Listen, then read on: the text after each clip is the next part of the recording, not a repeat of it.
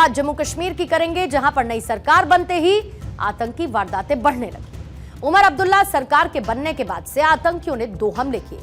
कल रात गांदरबल के गगनगीर इलाके में गैर कश्मीरियों पर गोलियों की बौछार कर दी गई, टारगेट किलिंग की गई। अंधाधुंध फायरिंग में टनल में काम करने वाले 6 लोगों की मौत हो गई। इसके अलावा एक वारदात में डॉक्टर की भी मौत हुई है। कुल मिलाकर 7 लोगों की हत्या आतंकियों ने की है। इस अटैक में 5 वर्कर गंभीर रूप से घायल हुए, जिन्हें इलाज के लिए श्रीनगर के शेर Kashmir institute of medical sciences refer किया गया। यह हमला गांदरबल जिले में सोनमर्ग में हुआ है और हमले के बाद सुरक्षा बलों ने जम्मू कश्मीर पुलिस के साथ मिलकर एक ज्वाइंट ऑपरेशन किया है। अटैक को अंजाम देने वाले आतंकियों की इस वक्त तलाश चल रही है। आतंकी हमले की जिम्मेदारी लश्कर-ए-तैयबा के संगठन टीआरएफ यानी कि द रेजिस्टेंस फोर्स ने ली है। टीआरएफ चीफ शेख सज्जाद गुल इस हमले का मास्टरमाइंड था।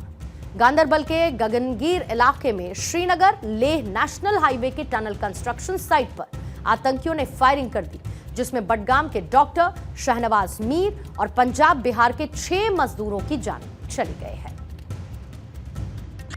भाई भी साथ में उन्होंने बात की उनके साथ 6:30 बजे वीडियो कॉलिंग की, तैयार होके बताया मैं अच्छी लग रही हूँ।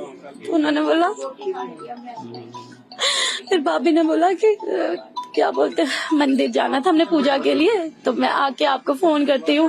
भैया बोलने लगे अच्छा तू आके मुझे कॉल करना। हमने पूजा की, थालियां की, सब कुछ किया।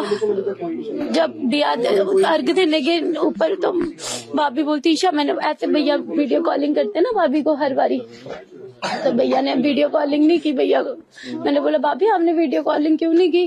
क्या रे भैया फोन ही नहीं उठा रहे।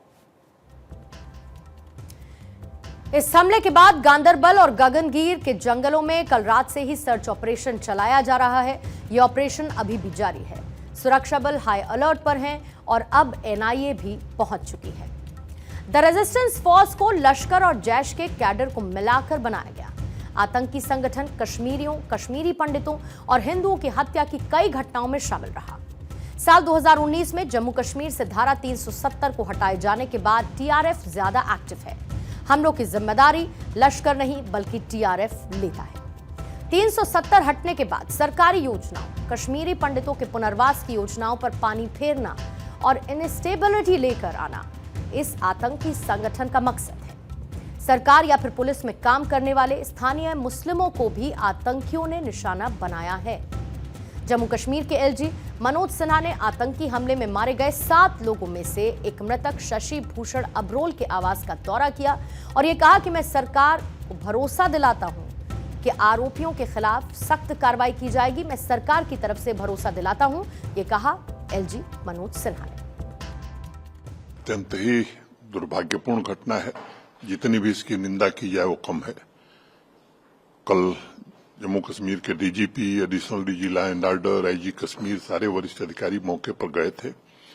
डीआईजी श्रीनगर घटना की जांच कर रहे हैं और मैं आपके माध्यम से जम्मू कश्मीर के लोगों को, देश को भरोसा देना चाहता हूं कि जो भी गुनाहगार हैं उन्हें कठोरतम दंड सुरक्षा बल जरूर देंगे। मामले की गहनतम जांच हो रही, सुरक्षा बलों को पूरी आजादी है इस मामले में और मैं समझता हूं कि जल्द ही वो लोग चिन्हित किए जाएंगे और उन्हें दंड दिया जाएगा। इस हमले के पीछे वजह यह है कि वो दिखाना चाहते हैं कि जम्मू कश्मीर में हालात अभी पूरी तरह से साजगार नहीं हैं।